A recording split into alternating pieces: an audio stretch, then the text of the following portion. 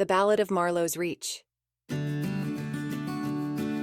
the heart of Gippsland, where the waters meet, lies Marlo town, a retreat so sweet, where the snowy river in her mighty flow kisses the sea with a gentle hello. In days of yore, when the world was wide, Bushmen came here to stand by her side, with line and net in the early dawn, fishing for bream till the day was worn. The river winds through farms and plain, bearing the gifts of the summer rain. In fertile fields where the cattle graze, Dairymen sing of the olden days. There by the shore where the fishermen stand, the Marlo Hotel looks over the sand.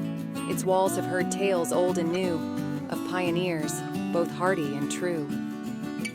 The timbermen come with their axes ring, to harvest the gums where the bellbirds sing. And back in the bush where the wild bees roam, sweet is the taste of the Marlo home. But the river's not always mild and meek. Sometimes her banks with the floodwaters creak. And yet in the calm when the storm is done, she returns to her course with the setting sun. The locals gather at the close of day, in the pub by the river to while away, with tales of the one that got away, and the dreams of fortunes they might one day sway. From the ocean's reach to the river's bend, Marlo's beauty knows no end. Her people strong, her landscape wide, with the spirit of banjo by her side.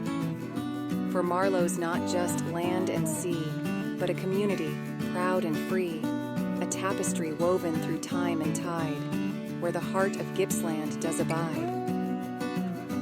So here's to Marlo by the sea, a town as fair can be, where river meets the ocean's blue, and every dawn brings a view anew. I hope you enjoyed this poem. Thank you for listening.